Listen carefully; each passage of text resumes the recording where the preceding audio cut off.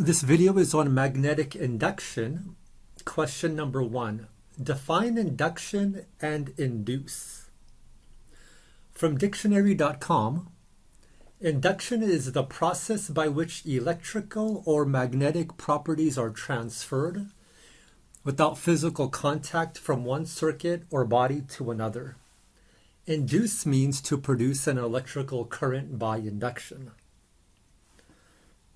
So compare this definition, induction and induce, to action at a distance forces like Newton's law of gravitation and Coulomb's law and the magnetic force. These forces exist even when two objects are not in contact or do not touch each other. Question number 2. What are the units of electromotive force, E? This is the Greek letter eta.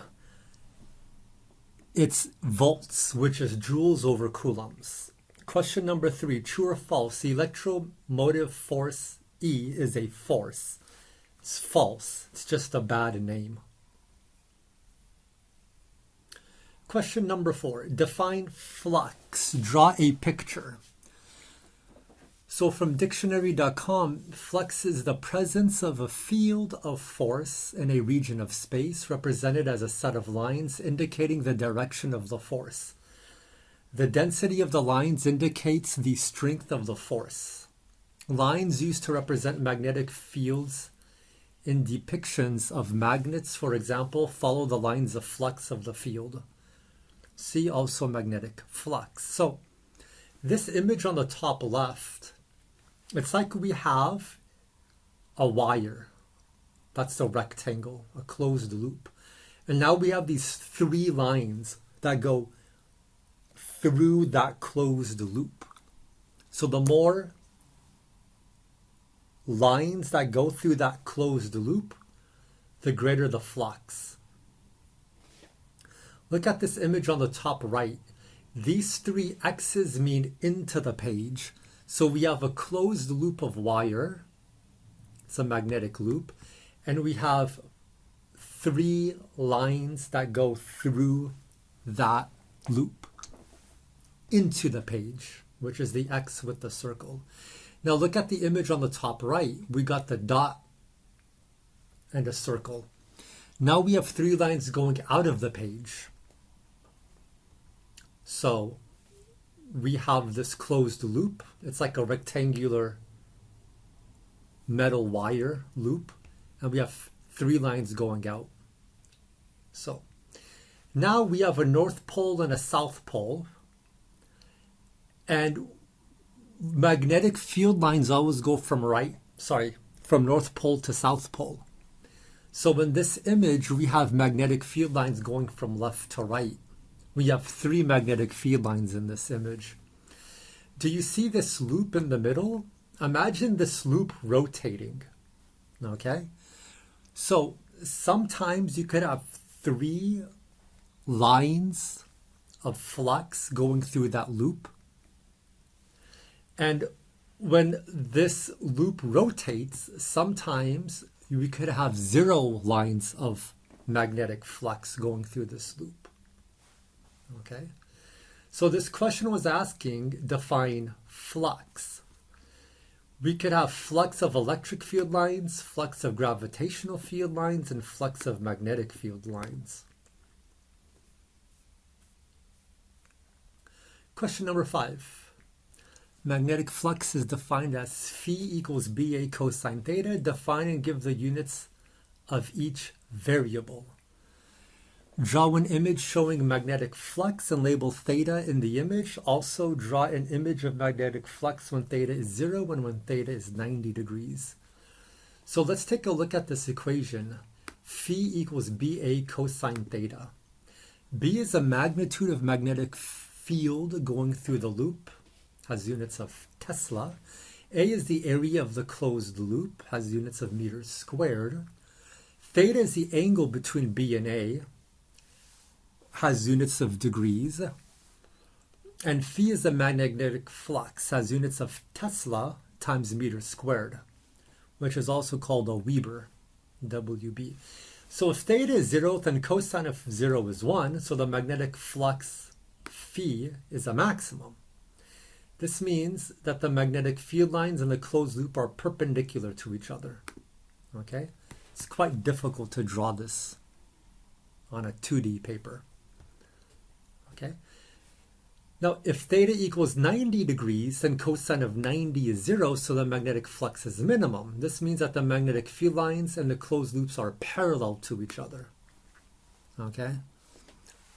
So, once again, if theta is 0, that means the magnetic field lines are perpendicular to the paper.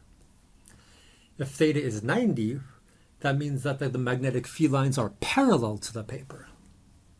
And if it's parallel to the paper, there's no magnetic field lines that go through the paper. Question number 6. Consider a single loop of wire which is 25 centimeters by 25 centimeters. So, passing through this loop is a magnetic field which has a magnitude of 0.220 Tesla. Part A, assuming that the magnetic field is parallel to the normal of the loop, what would be the total magnetic flux passing through the loop? Well, it says parallel to the normal of the loop, so that's when we know that theta is 0. So for part A, we were given B and A. Now we have to decide that cosine, or we have to determine that theta is 0 degrees. Part B, assuming that the magnetic field meets the normal to the loop at an angle of 35 degrees, what will be the total magnetic flux passing through the loop? Okay, theta is 35 degrees. Part C, assuming that the magnetic field is perpendicular to the normal of the loop, what will be the total magnetic flux passing through the loop? Well, now theta is 90 degrees. So 0 magnetic flux passes through this loop.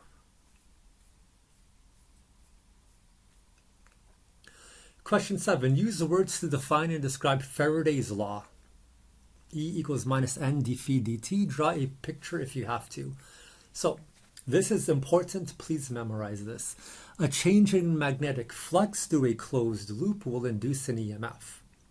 So recall that the equation for magnetic flux is phi equals Ba cosine theta. Now we have the following equation. So this is the full equation, okay? EMF equals minus n d phi dt. Phi is Ba cosine theta. So if B changes, or A changes, or theta changes, then we're going to get an EMF. And if we get an EMF, then we're going to get a current going through the loop. Okay. So this means that to induce an EMF, we can change either B, the magnitude of the magnetic field passing through the loop, A, the area of the loop, or theta, the angle between the magnetic field lines and the loop. Okay. So take a look at the figure below. The metal coil or loop between the magnetic field is rotating. Okay. That's this loop in the middle here. According to the equation phi equals Ba cosine theta, the magnetic flux through the coil varies between minus Ba to positive Ba. Since the ranges of values of cosine theta are between minus 1 and positive 1. The faster the coil / loop rotates, the greater the induced EMF.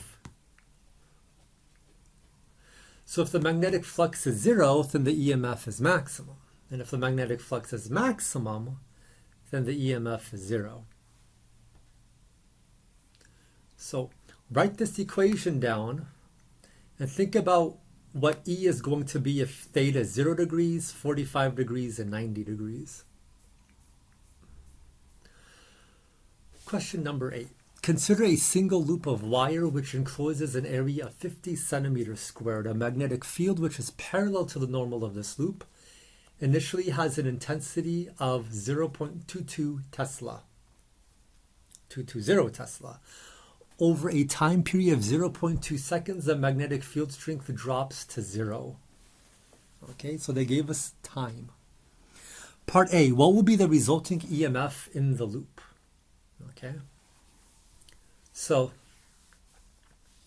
we have this equation, EMF equals minus NA cosine theta times delta B over delta T. Why do we have delta B over delta T? Because if you read the question, A is constant, okay? So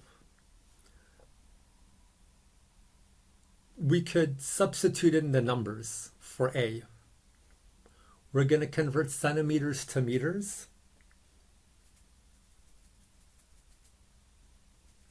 And we know what delta B is. It's 0.220 Tesla minus 0 Tesla. How do we know? Read the problem. Divided by 0.200 seconds. Okay, so we get a value. Part B, what would be the EMF in the circuit if the loop consists of 1,000 turns rather than a single turn? So now that little n equal 1,000. Okay. So we get 1,000 times the voltage in part B as compared to part A. Question 9. Consider a coil of wire which has 1,200 turns, encloses an area of 18 centimeters squared. It contains a magnetic field of 3.5 Tesla oriented parallel to the normal to the loop. What will be the induced EMF in this coil if the magnetic field drops to 0 in 0.0167 seconds? So we get the same equation as the previous problem. E equals minus n d phi dt. Substitute for phi, it's BA cosine theta. Take out the constants.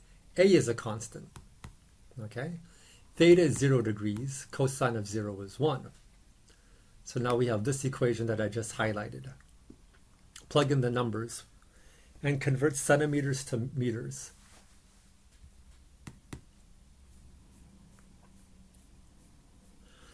Question 10. The negative sign in Faraday's law is known as Lenz's law. What does it mean? So the negative sign is very important. From Faraday's law, there will be a current induced in the coil if there is a change in magnetic flux. The magnetic field of the current will oppose a change in magnetic flux. So Lenz's law states that the direction of an induced EMF opposes the change which produces it. Lenz's law is an application of the law of conservation of energy. Question 11. Use Lenz's law and the right-hand rule to determine the direction of the induced current on the metal conducting wire. So this is very important. There's only a finite number of examples for Lenz's law. So I gave you all the examples that you will encounter, hopefully. Part A, there is a magnetic field which points into the page. Okay, so imagine all of these X's are lines that go into the page. Okay. So horizontally, you have 1, 2, 3, 4, 5, 6, 7, 8 X's. Vertically, you have 1, 2, 3, 4, 5, 6 X's. So 8 times 6 is 48. So imagine we have 48 lines that go into the page. If the magnitude of the magnetic field is decreasing, then we're going to have less magnetic field into the page. We don't want to change, so we want more magnetic field into the page. So let's put our thumb into the page and our fingers, they curl clockwise. So since our thumb is into the page and our fingers are clockwise, that means the induced current is clockwise. Okay, so we're using our right hand. Take out your right hand and let's do this. Okay. Part B. If there's no change in magnetic field, then there's going to be no induced currents. Okay, so remember that equation. Write it down. E equals minus d phi over dt. And phi is BA cosine theta. So if B is not changing and A is not changing and theta is not changing, then there's no EMF. And if there's no EMF, there's no current going through this metal loop. Part C. the magnetic field is increasing. So these lines going into the page, imagine now there's more lines going into the page, going through this closed loop. We don't want to change what we're doing. So we have to put our right hand, our thumb from our right hand out of the page. Now, if our thumb from our right hand is out of the page, our fingers are curling to the left. And since our fingers go to the left, that means it's counterclockwise. So the current is counterclockwise. So we're using our right hand and we're just trying to oppose the change in flux. Okay. Part B, there is a magnetic field which points out of the page. Okay, so all of these dots with the circle around it, these are lines that go out of the page. So the arrow points out. So if the magnitude of the magnetic field is decreasing, that means we're going to have less lines going out of the page. We don't like to change what we're doing. So let's put our thumb out of the page. And if our thumb points towards our nose, our fingers in our right hand, they're curling counterclockwise. So the induced current is counterclockwise. Once again, for part BII, if the magnetic field is constant, if the number of lines don't change, then there's no change in flux. If there's no change in flux, there's going to be no EMF. Finally, part BIII, if the magnetic field is increasing, that means the magnetic flux is increasing. And if the magnetic flux is increasing,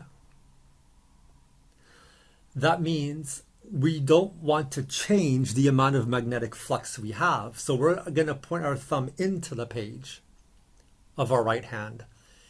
And you could see our fingers curl clockwise from our right hand. That's why the induced current is clockwise.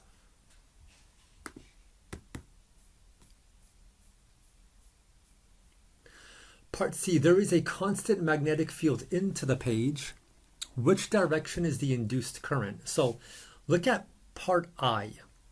We have like this horseshoe ring, and we have this bar, and this bar is moving to the right. So the area inside that loop is increasing. So if A is increasing, we're going to get more magnetic field going into the page. We don't want more magnetic field into the page. So our thumb is going to point out of the page. Okay.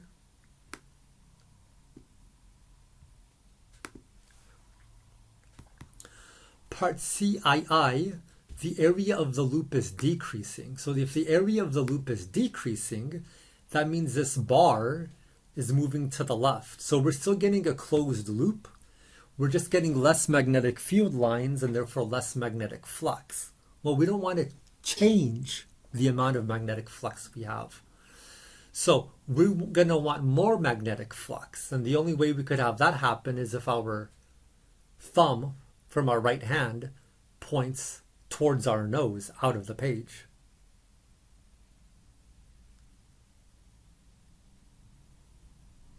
I apologize. The area of the thumb is decreasing. So we want to increase the amount of magnetic flux we have. So the way we do that is we put our thumb into the page. And our fingers curl clockwise. Part D, there is a constant magnetic field out of the page. So if the area of the loop is increasing, that means this loop in part I, it's going to have more magnetic flux. Well, we don't want more magnetic flux. So we're going to put our thumb into the page and our fingers point clockwise from our right hand. Remember, it's called the right hand rule, so use your right hand. Part II, the area of the loop is decreasing. Well,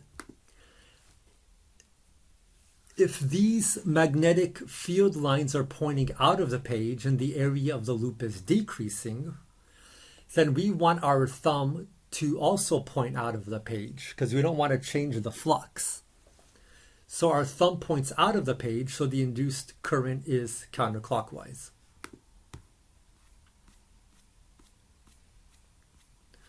Part E, a magnet is falling down and entering a loop. Which direction is the induced current if we are looking downwards? So your eyes are looking down and you see that loop. And in this picture, for part I, V means velocity.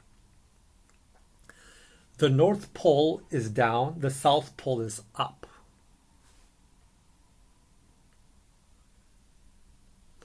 So, you know the magnetic field lines go from north to south, yeah? You could draw magnetic field lines in part I. They point from north to south.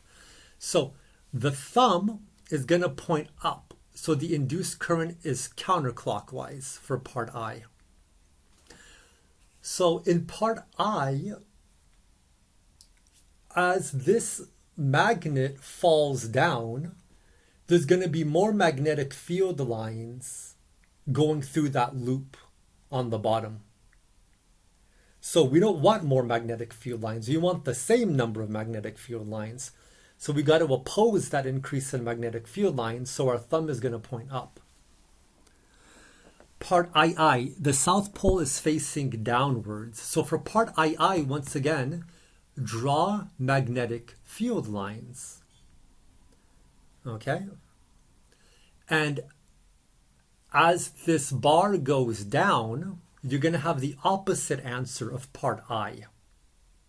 Okay?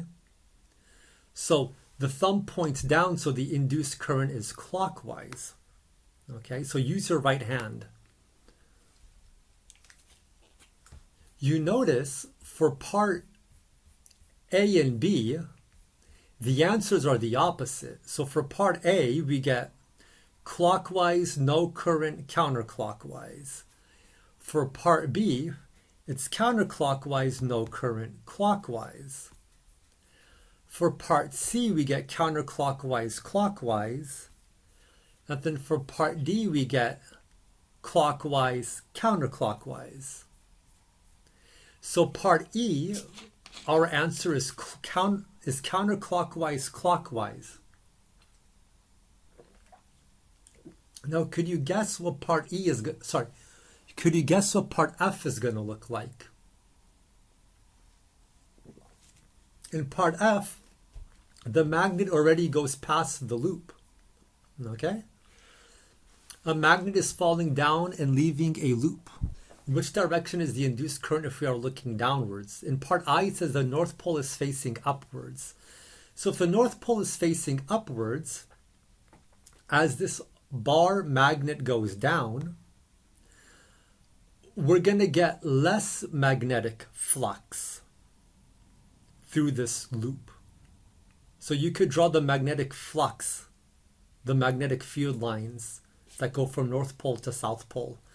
And you'll notice as this bar goes down, we're going to get less magnetic field lines.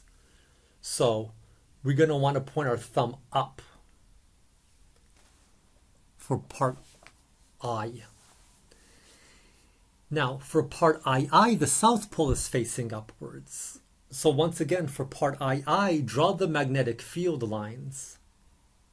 Okay? So as this bar goes down, you're going to get the opposite answer as I.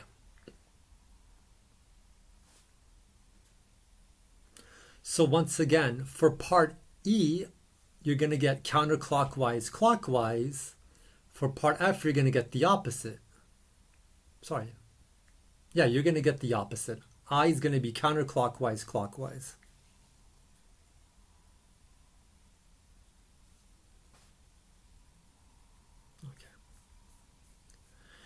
Part G, there is a current carrying straight wire. So imagine this. this image on the left. You have a loop here. It's not connected to a battery, okay? There is a circular wire next to it, okay?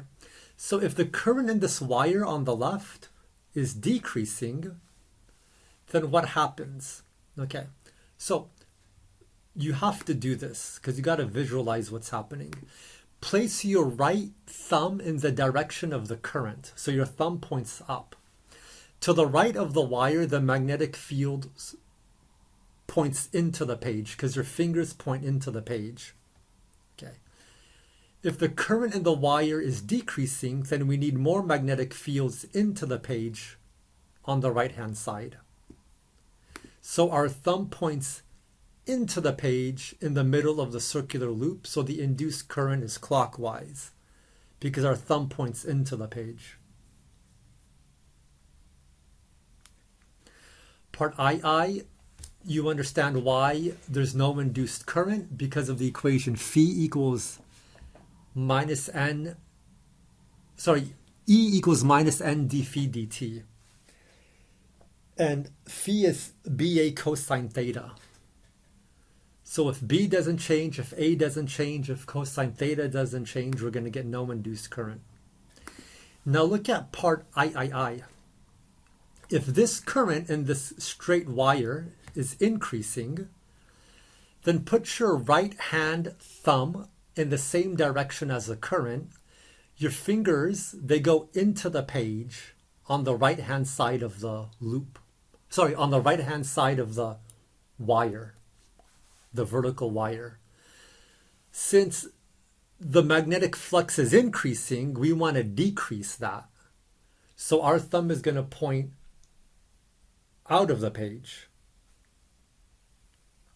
So the middle of the circular loop has a thumb that points out of the page, so the induced current is counterclockwise.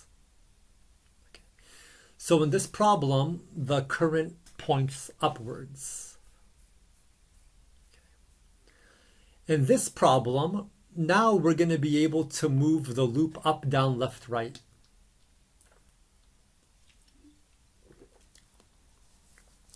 Part H, there is a current carrying straight wire. There is a circular wire next to it. The circular wire moves up parallel to the wire. So if this loop goes up parallel to the wire, the magnetic flux doesn't change, so there's no induced current. Okay?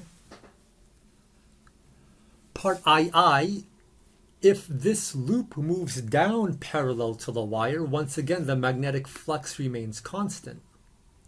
So remember how to draw the magnetic flux. Take your right thumb, put it in the same direction of the wire. Your fingers in your right hand go into the page to the right side and out of the page on the left side.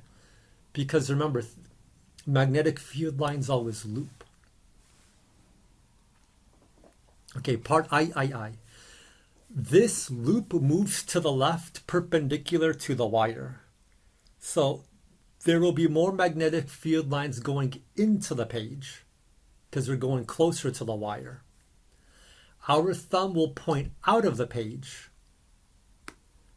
And using our right hand, if our thumb points out of the page, the fingers are counterclockwise.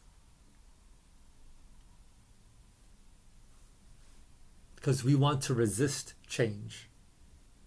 Okay? Part IV. The loop moves to the right perpendicular to the wire. So if this loop moves to the right perpendicular to the wire, we're going to get less magnetic field lines. Because most of the magnetic field lines are close to the wire. We're going to get less magnetic field lines when we're far away from this wire. So we don't want to change the number of magnetic field lines. So our thumb will point into the page from our right hand. And the induced current will be clockwise. Because our fingers from our right hand curl clockwise. Part I, a small loop of wire is inside a larger loop of wire. The larger loop of wire has a constant current clockwise. What is the direction of the induced current of the smaller loop if the current of the larger loop is decreasing? So let's imagine what's happening here. Take out your right hand, put your thumb from your right hand in the same direction of this current. You could see your fingers in your right hand go into the page inside the loop. And your fingers go out of the page when you're outside the loop. Okay? And the number of into the pages have to equal to the number of out of the pages, because the magnetic field lines, they loop around. So if the current from the larger loop is decreasing, we don't want that to happen. We want the same amount of magnetic field lines. So we're going to have to increase the magnetic field lines, or the magnetic flux. So our thumb will be into the page. Okay? So place your right thumb in the direction of the current. The magnetic field lines point into the page in the circle and out of the page outside the circle. Magnetic field lines always loop, so the number of magnetic field lines into the page is equal to the number of magnetic field lines out of the page. If the current in the outer wire is decreasing, then the number of magnetic field lines in the loop pointing into the page is also decreasing. This means that our right thumb points into the page and the induced current is clockwise, because we want to resist that change. If the current is constant, then there's no change in flux. No induced current because no change in magnetic flux. Write that down. Because no change in magnetic flux. Finally, if the current is increasing, then the magnetic field lines that are inside the loop are increasing. So we don't want that change. So we're going to put our thumb out of the page. And the induced current is therefore counterclockwise, because our fingers curl counterclockwise. Question 12. What is the phase difference between the magnetic flux and EMF in Faraday's law? So take a look at this equation. What's the phase difference? Well, it's going to be 90 degrees. Because if theta is 0, EMF is a maximum. Theta is 90, EMF is a minimum. So that's going to be 90 degrees. Question 13. What happens to a magnet if it falls down a hollow metal cylinder, and why? So take a look at this. We have this cylinder. It's empty in the middle. And this is a magnet. It's a sphere, and it's going down through this cylinder. So in a previous worksheet, we could just say mgh initial equals 1/2 mv final squared. So some of the initial GPE is converted to, all of the initial GPE is converted to kinetic energy. But now, some of the initial GPE is converted to electric current in the metal cylinder, and the remaining energy is converted to kinetic energy. So the ball slows down when it is inside the cylinder. Please do watch this video on YouTube. It's a great video. It's going to show you how this makes sense.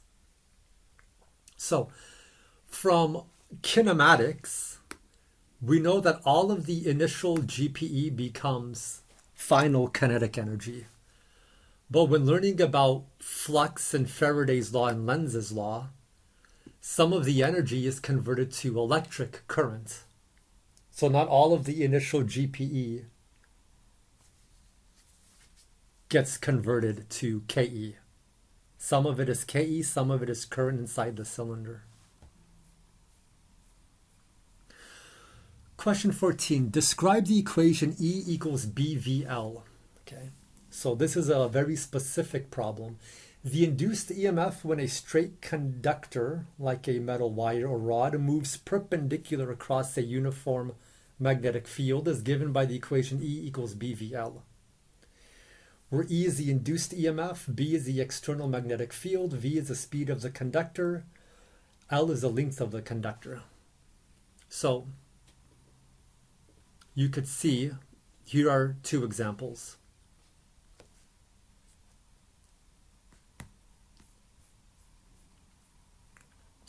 So let's apply this equation. Two parallel rails are connected together at one end by a resistance of 20 ohms. Across these two rails, which are 45 centimeters apart, there lies a conducting metal bar.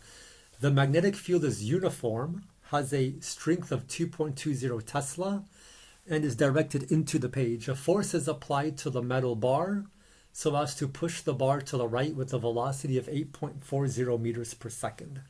What will be the resulting EMF in this current? So we're going to use the equation BVL.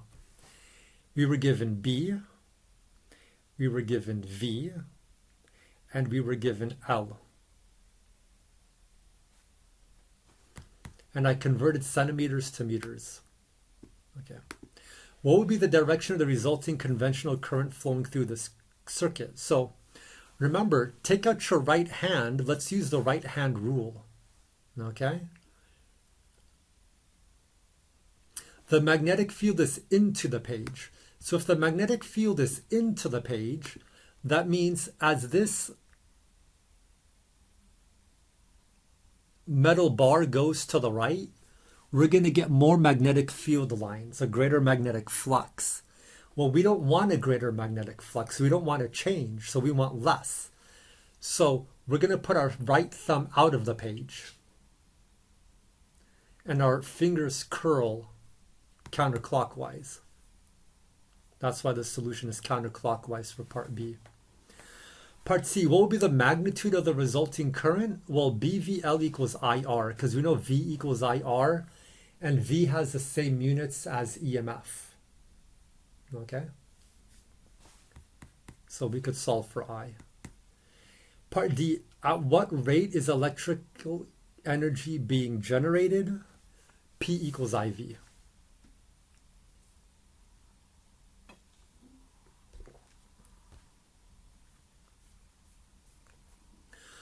Part E, how much force is being applied to this bar? P equals FV. Finally, part F, at what rate is mechanical energy being consumed? It's 3.46 watts. Why? Because that's the same as part D.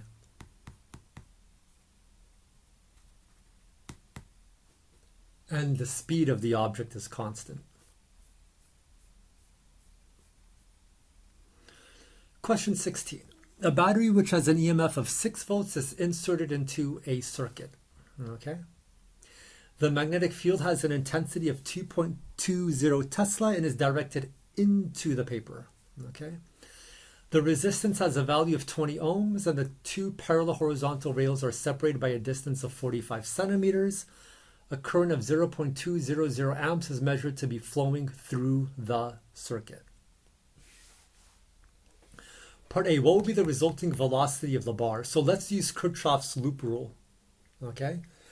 Plus V battery minus V from the resistor, V equals IR, minus V from the metal rod,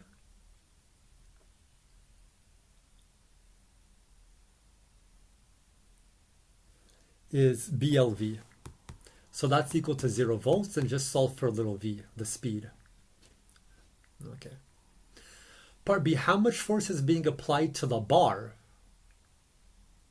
but the magnetic field as it moves through the field? Well, let's just solve for V minus IR here. Okay. So that's going to be this. And we know P equals IV.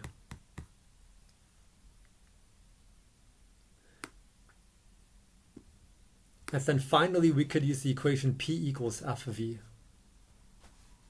and solve for F.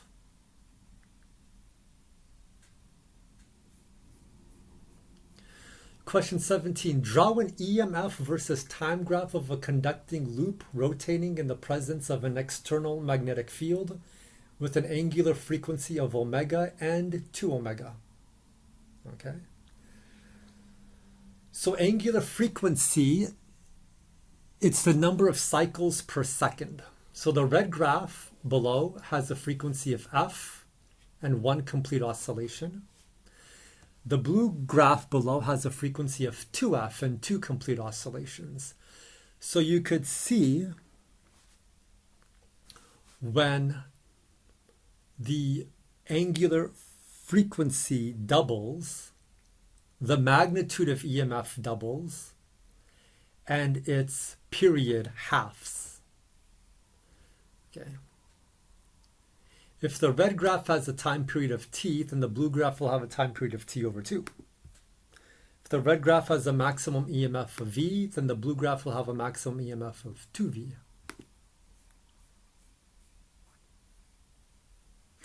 Question 18, draw a power versus time graph of a conducting loop rotating in the presence of an external magnetic field with an angular frequency of omega and 2 omega.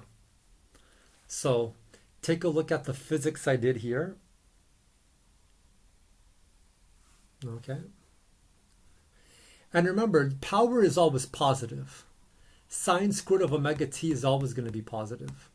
So this whole equation for power here, we get omega squared n squared b squared a squared over r times sine squared of omega t. This is always going to be a positive number. So the blue graph below has a frequency f and 1 complete oscillation. The red graph below has a frequency of 2f and 2 complete oscillations. Okay.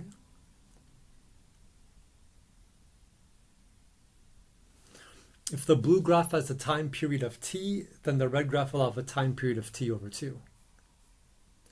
If the blue graph has a maximum power of p max, then the red graph will have a maximum power of 4p max. Why is it 4? Because it's omega squared. Okay. Question 19. What is the phase difference between the current EMF and power in Faraday's law? So let's take a look at these two equations. Okay. So they're all in phase with each other because EMF has sine omega t and power has sine squared omega t. So that's in phase. Okay.